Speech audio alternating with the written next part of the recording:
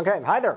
I'm Stephan Lavavej, and today I'm going to talk about rand, the CRT function, and what has happened to it in C++11. Answer: nothing.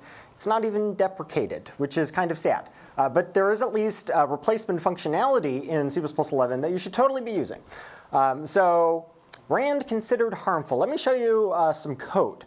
Okay, so here's a little program I wrote. It's C++, even though it doesn't really look like C++. What's wrong with this? But wait, you might be saying, hey, I bet you everything's wrong. Haha, problem solved. Answer: no, there are many redeeming qualities that this code has. For example, it includes all the headers that it needs. All the headers that it's including are actually needed. They're sorted in sorted order.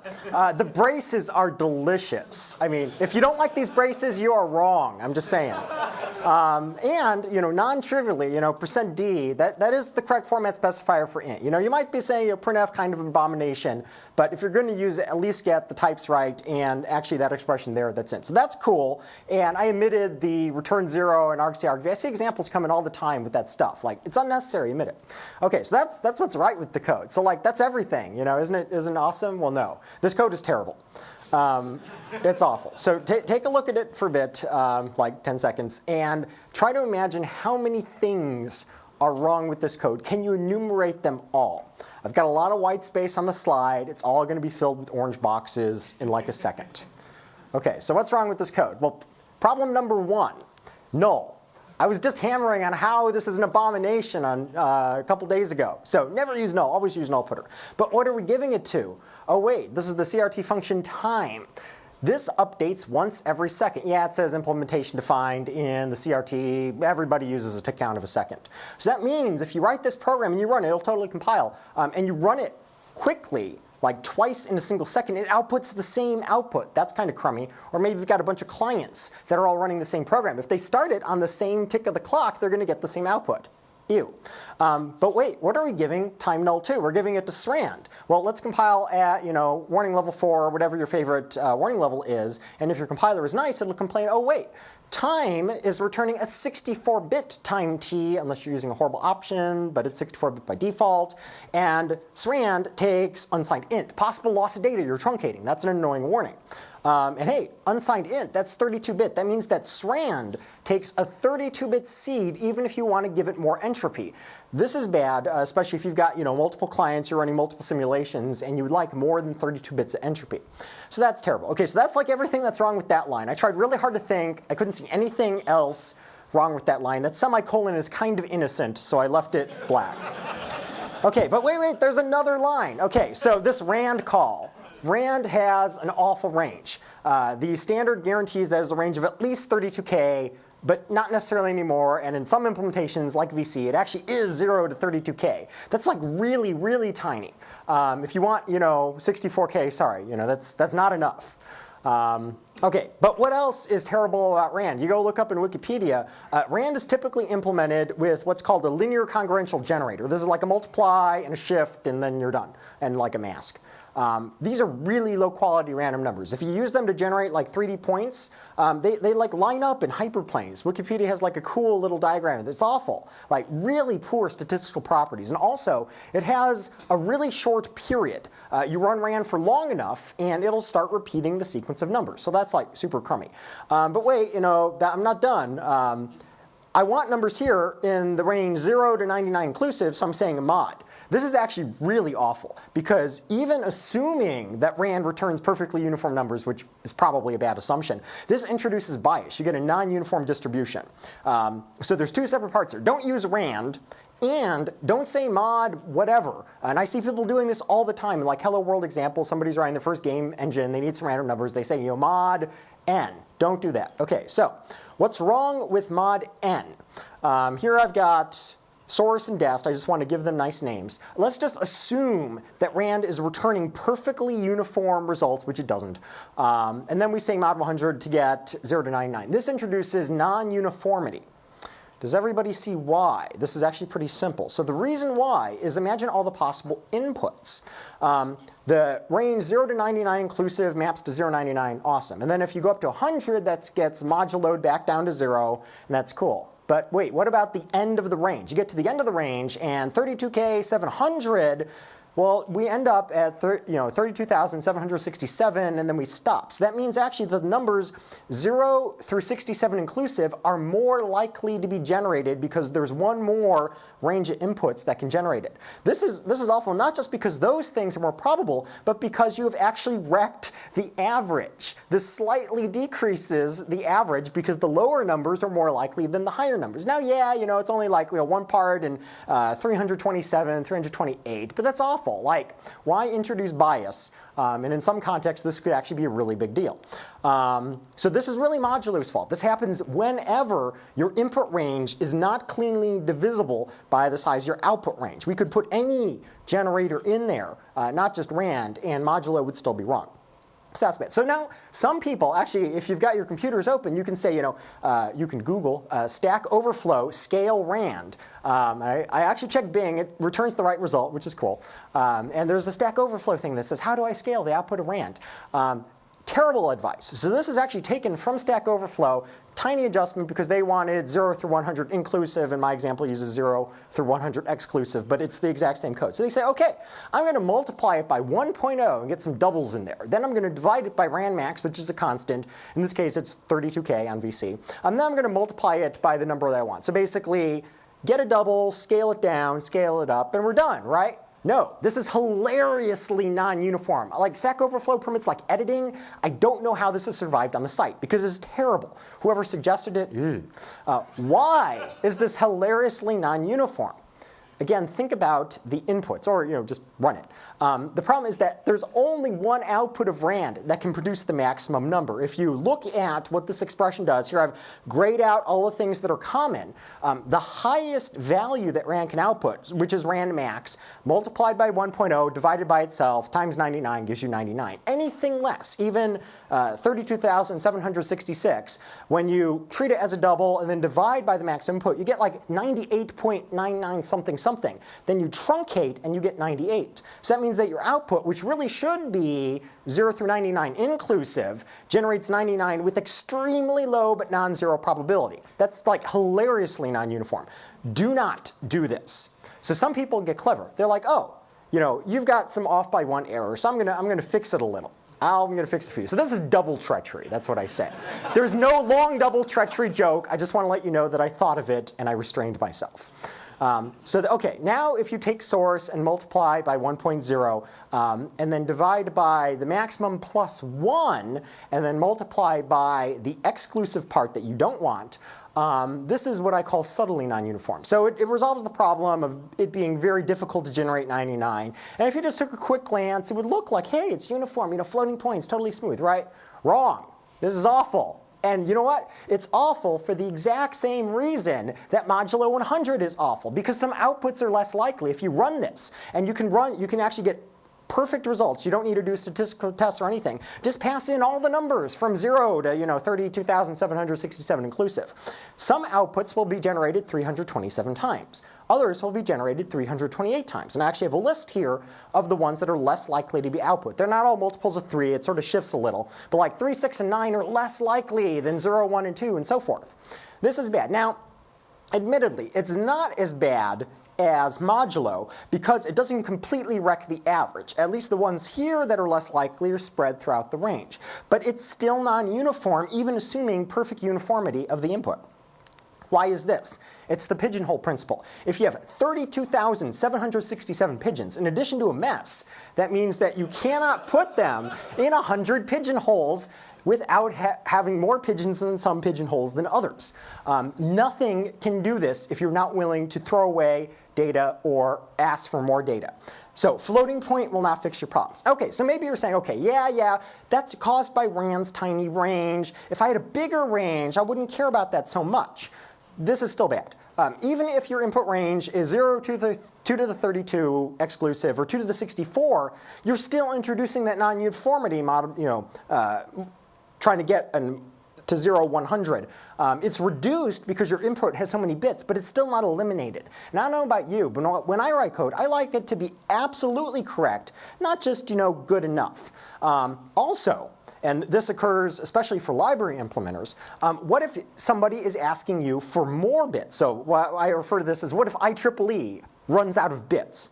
The problem is, imagine you want something like scale down a 2 to the 64 input to something like 10 to the 18th. That's like, I don't even want to say what power that is. I'm going to say like quadrillion. It's going to be wrong. But that's like 2 to the 59.8.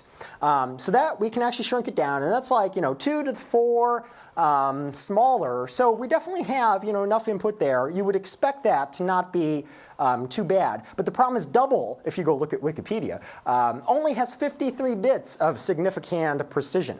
That means that just encoding it in a double is going to lose information.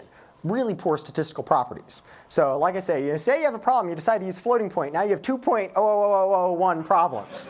Don't mess with floating point, at least not here. I treat it with respect and fear. Okay, so yesterday I was talking to actually a professional developer, and they were saying, I've heard about this random header that was voted into C++11 from TR1. I'm sort of scared because it's got so much stuff, and it does have a lot of stuff. It's got engines and engine adapters and type defs, and then this other thing called random device, and I don't know which one to use. Well, the answer is a lot of that stuff exists for like scientific programmers who actually need to like replicate some scientific paper that used a Knuth-B generator, but the vast majority of even very advanced programmers don't need any of this stuff. So what I'm going to say is you can just ignore all of the engines and engine adapters in C++11 except for 3 of them. 3 are cool. Those are random device, MT19937, and _64. That stands for immersing twister, and the reason why you have to use those type defs is because they're just type defs for the immersing twister engine, but with very, very special constants that were specified by a big, famous paper.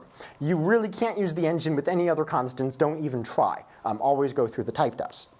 And random also has a bunch of things called distributions. It has this really cool model. The other confusing thing about random is it's got all this stuff, and it's not immediately clear how to put it together, but it is really elegantly designed. I love this header. The idea is it separates the notion of an engine, which is just some opaque black box that spits out random bits that are very high quality, and then a distribution which shapes those random bits into some integer or floating output according to some distribution you want. You got your Poisson distribution, and your normal distribution, and some that I can't pronounce, things like that. And they're all good distributions. Like if you need, your Cauchy distribution, go for it.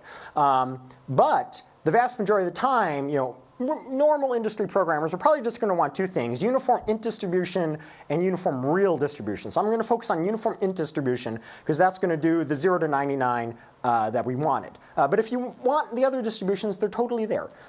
Just don't use piecewise linear in VC because it's got a bug reported that we need to fix.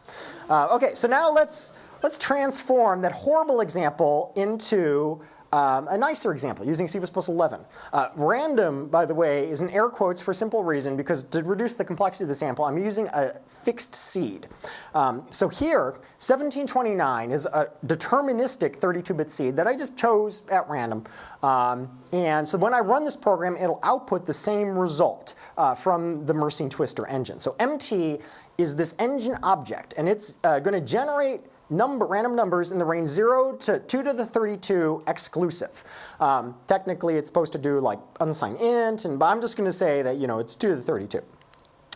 Then it's going to be passed through this thing called a uniform int distribution. And you can control the types. You can say, I want ints, or I want uint64ts, or whatever. It defaults to int, but I like to put the type there. Here I just want ints. And then note that when you pass the range to disk, you might be expecting inclusive exclusive because the STL loves that, and it is awesome for iterators. But for distributions, it uses double inclusive. Why is that? Well, imagine that you want, say you're working with unsigned int, and you want 0 to 2 to the 32. Now that would be kind of silly given that your engine's already that, but maybe you're giving it unsigned short, or uint 16t, and you want 0 to 2 to the 16 minus 1. If we were working with inclusive exclusive ranges, how do you express a number that's bigger than your type? That's kind of bad. So that's why it says inclusive inclusive, so you can express every range even if it happens to involve the max number. And then to invoke this thing, we call dist, which is a function object, and we pass it the engine. And you can think of this as running the engine filtered or viewed through the distribution. So if we wanted an actual non-deterministic program, that's very simple. We can construct a random device, which is the other engine I mentioned that you can use, and invoke it once. And this creates a non-deterministic 32-bit seed that will be different every time you run the program. Now, this is 32-bit, and you might be thinking, oh wait, he was just slamming, SRAM for having 32-bit seeds. The thing that I'm not showing here is that Mersenne Twister actually has a separate interface that allows you to fill its state, which is quite large, with more random bits if you need. Most of the time, it's okay to have a 32-bit seed, but if you need to put more entropy in your Mersenne Twister, you can totally do that. You just need like a seed sequence and you're done. I'm just not depicting it here for lack of time. So when should you choose this Mersenne Twister versus random device? So Mersenne Twister, if you go read on Wikipedia, which is where everybody learns everything now, it's said to be extremely fast. And I always knew it was fast, but then I actually tested it on my local dev box. It is blazingly fast. It was able to output random numbers at 500 megabytes a second. That is a ton of random information. Divided by my clock speed, or my clock speed divided by that, it's 6.5 cycles per byte. And we're not like, SIMD optimized. We haven't even looked at the perf too much. And it was able to generate numbers that fast. That's pretty awesome. That'll vary across implementations and hardware. But you should expect that Mersenne Twister is just psychotically fast. You should basically never be caring about its performance. It's also has very high quality. That means that the numbers that it produces are distributed very smoothly, and you cannot distinguish them from true randomness except using the most sensitive statistical tests. Like, get an army of PhDs, put them in a room for a year, and they can find maybe one test that'll distinguish it from truly random data. Also, the name MT19937 comes from a Mersenne prime that's used in its construction, and it's actually guaranteed to have a period of 2 to the 19937 minus 1. That means it's never going to repeat for the lifetime of the universe. You don't even need to worry about that. And it's also equidistributed in 623 dimensions, so you don't have that problem with the hyperplanes that Wikipedia shows you. It's seedable, which is cool, like I mentioned. That means that you can replicate a run. This is useful in, say, Monte Carlo simulations. It's useful in even games where you're like, okay, I'd like to reload this save file with the exact same seed so I can play this outcome multiple different ways. And it's also reproducible, which is a term that I'm using that's strictly stronger than seedable. It means that, say somebody publishes a paper that was using Mersenne Twister's output, if they then compile that source code on another platform, Mersenne Twister will output the same random numbers because it doesn't use just some algorithm that the implementers chose. It uses a standard mandated algorithm that must produce exact output. If you look at the standard, it says, we require that the 10,000th outputted value be blah, blah, blah, which basically says you've got to use this algorithm. So you don't need to worry about it varying across implementations. Underscore 64 is the same. It uses a different algorithm that generates 64 bits at a time. You can use that one. It basically depends on the bitness of the architecture you're using. Now, random device is sort of the opposite. It is possibly slow. I timed it on my local machine using VC, and it output pure entropy at 1.93 megabytes per second. And that's actually pretty fast. You probably don't need more than 2 megs a second of pure entropy. But that's like over 1,000 cycles per byte. So you probably shouldn't be using that as your primary source of entropy. Now, it's strongly platform dependent. I looked on GCC's libstd C++ page, talk about new features, and they said that as of 4.8 on Ivy Bridge, they can use a cool hardware random number generator on the chip, and that spits out pure entropy at like 6 gigabits a second. That's pretty cool. I've put that on my to-do list. And I don't know what lib C++ does for Clang. I didn't check, but I thought about it. And also, random device has this cool quality that it is intended to be cryptographically secure. Now, you have to check your documentation to see if your implementers guarantee that. VC guarantees this. We call rand_s from the CRT. And what that means is that the output, I'll get to questions at the end, that the output cannot be distinguished from truly random data, and even given all of the output to date, an attacker looking at that and using an army of supercomputers cannot guess what the next number is going to be. Mersenne Twister, for all of its wonderful qualities, it is not cryptographically secure. If you see enough of a Mersenne Twister's output, you can deduce its internal state and figure out everything it's ever going to produce in the future. cryptographic security is harder to do. It's slower. So Mercian Twister does not attempt to achieve that, but random device can if the implementer so documents. But of course, that means that it's not seedable and it's not reproducible because it's generating a totally fresh random number every time. You really should check the documentation because the standard permits it to use a deterministic engine, although I would say that any standard implementer who does that on a machine that's capable of generating pure entropy is a bad implementer and should feel bad. Okay, so that's Mercian Twister versus random device. Now what about this uniform int distribution thing? This is really cool. It can take any of these uniform random number generators that I showed on the big slide, and which will usually output something like 0 to 2 to the 32 or 0 to 2 to the 64. However, it's not limited to that. The standard, and I love the standard, but sometimes I hate the standard. And this is one of the things I hate about it. When it says, I take any uniform number random generator, it really means any. It can have any min and any max. So if your uniform random number generator that you wrote outputs random numbers from 1701 to 1729 inclusive, which is like barely, but 4 bits, and it's not even a clean power of 2, uniform int distribution is supposed to work with that, and it will in VC. Now, if you do that, you're bad. You should not write such, like, why? It should totally require a power of 2, or maybe even 2 to the 16 or 2 to the 32. But, you know, we should write strictly correct code. And then, once it's being fed with a uniform random number generator, it'll emit any desired range of integers, low to high, inclusive, with almost any type you want. There's this thing that users have been complaining about because we started strictly enforcing this with stack asserts. It only permits signed and unsigned, char, short, int, long, and long. It does not permit chars. The standard says so. So I'm going to enforce that with stack assert and I'm done. You're out of luck. So if you're a user and you're using, say, VC 2013, which enforces this, and you want something like an unsigned char 0 to 2 to the 55, just give us an unsigned short and then truncate it down, which is lossless. I think that's actually a standard defect, that it requires these types elsewhere, and it just said int type for uniform int distribution, and it didn't mean to forbid char. It was just a fallout consequence, because there's nothing technically stopping us from working with char. But I just wanted to enforce what the standard was saying. And then, assuming that the input generator produces a perfectly uniform output, then uniform int distribution will preserve perfect uniformity using magic. That magic is basically like bit twiddling, shifting, and potentially running the input generator multiple times to retrieve the necessary number of bits. And it runs actually fairly quickly.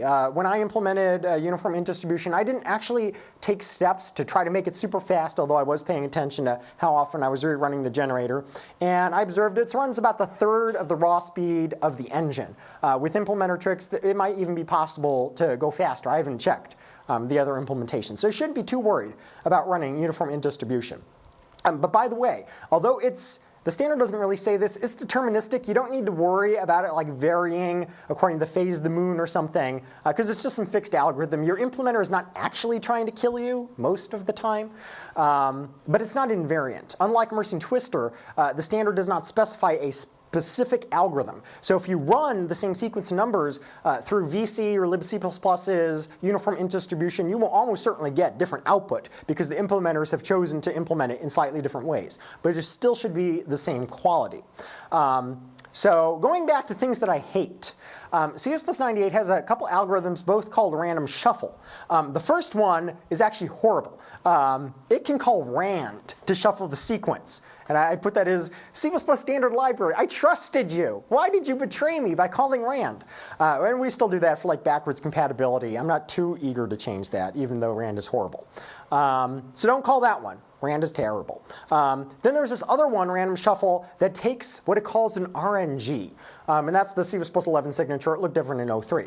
It's not evil. It's actually the fundamental algorithm out of Knuth. The problem is it is super inconvenient to call because that RNG that it takes, it actually needs to be invoked with an upper bound, and then it needs to return numbers 0 to n exclusive. So the range is constantly shifting if you look at how the Knuth shuffle works. It's quite obnoxious to provide that. So you generally don't want to call that. But C++11 added a cool algorithm. It's called shuffle. No random shuffle, just shuffle. It's less typing. And you give it an iterator range, and then you give it a uniform random number generator without any sort of wrapping, without any distribution. So this can be Mercian Twister 64, or random device, or one of the others if you've got something like that. And then it's going to use that to get just raw bits, and then it's going to shuffle perfectly, meaning that all the possible permutations are going to be equally likely, which is great. And unlike other STL algorithms, which can copy their functors freely, shuffle has actually been specified to invoke the uniform random number generator in place. It is forbidden from copying. So you don't need to worry about it copying your random number generator and then, oops, if the next time you shuffle, it's going to replay the exact same sequence. It's going to run your original one in place, which is cool. So finally, just some random notes about using the random header that I've seen people run into. Although running Mercian Twister is fast to get random numbers, construction and copying isn't, because it's got like 2 to 4 kilobytes of internal state. But you probably don't want to be copying your random number generators too often to begin with, because you're going to get the same sequence of bits. Instead, you just want a single one that you're going to run continuously and keep extracting new bits from. Also, and I've actually seen parallel programmers, professional parallel programmers make this mistake. Because uniform random number generators like Mercian Twister and uniform int distribution, their function call operators are non-const. That means that you cannot simultaneously invoke them from multiple threads. Think about it for a bit. When you invoke a random numbers generator, it's going to go modify some internal state. So the next time you invoke it, it's going to return something different. You cannot have multiple threads partying on the same random number object. Like, that's bad. Don't do that. So you probably want like one per thread using like thread local in C++11, or protected with a lock or something if you really need a single one. But you just can't have multiple threads simultaneously calling a single engine. And finally, when is it safe to skip that uniform int distribution step? I thought about it pretty hard, and the only case I can think of is when you want to map Mercian Twister or 64's output or a random device, which is a clean power of 2, to some other power of 2. Like, for whatever reason, you only need 0 to 2 to the 14. In that case alone, feel free to just mask off the bits that you don't want, because that is definitely going to preserve uniformity. It's simple. And it's efficient, because masking is actually going to be super fast, unlike running it through uniform int distribution. But if you want anything else, even if it's like a scaled power of 2, at that point you should be saying, you know, I'm trying to re-implement uniform int distribution. Maybe I should just let the standard library implementer do that. So yes, that's all the notes I had. But before I take questions, I wanted to show that thing that I was commenting on Andre's presentation, where, yes, because it's fun. So this is completely unrelated. But remember how he was unpacking tuples? Well, let's include C++11 stuff here. Hopefully this font is big enough.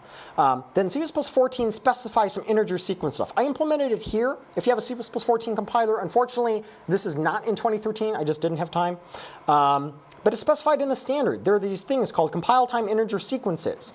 And in a note, Jonathan Wakely, who specified this stuff, shows how to use it to apply a function to a tuple. It's called apply. So using those integer sequences, which I've implemented up here, this is all you need. You don't need like 4 different helpers or anything. This simply it generates the right index sequence, like int 0, 1, 2, 3, 4, 5, and then once it generates that, it can simply invoke the functor and say get 0 from the tuple, comma, get 1 from the tuple, comma, get 2.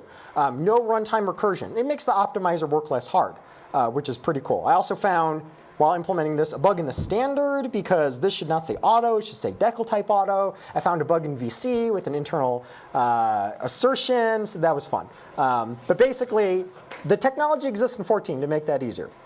Okay, so I got like a minute. Does anybody have questions? There was a question over here originally. Yeah? Can random device block? Can a random device block? Yes. It can potentially access the OS or something else for a source of entropy. For example, in VC, we call rand_s, which calls RTL_gen random from the OS. That can totally block on something. I think Linux uses like dev random, and that can block for more entropy. Check your implementations notes. And there was a question over there.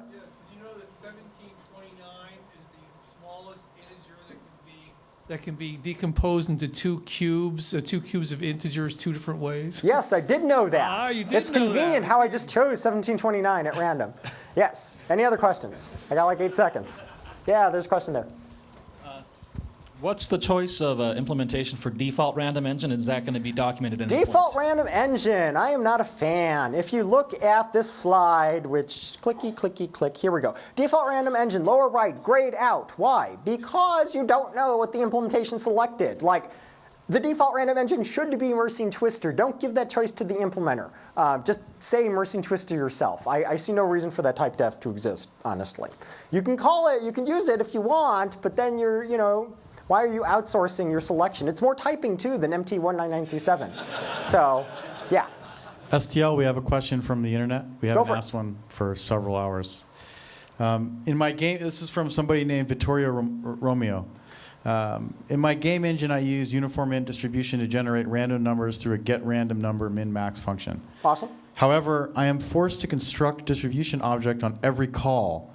Is there a way to avoid that? Sure. You can essentially write a lambda or bind, but I like lambdas, to essentially bind the uniform int distribution to your random number generator and then just invoke it as an opaque object, just with 0 arguments. Now, if your concern is you've got the random number generator, the engine, and the distribution, and you need to continuously vary the range, you can either construct a new distribution every time, or I believe that there's a param, there's a way to change the range once it's constructed. That may be slightly more efficient, having implemented uniform distribution. I know how it works. We have to essentially ask the random number generator what its range is, in case it's prepared to stab us in the back, and we need to run it more often than necessary. It's not actually too expensive to do that. Most of it happens at compile time. I wouldn't worry about constructing distributions too often. Do worry about constructing engines too often. Awesome. Thank you, STL.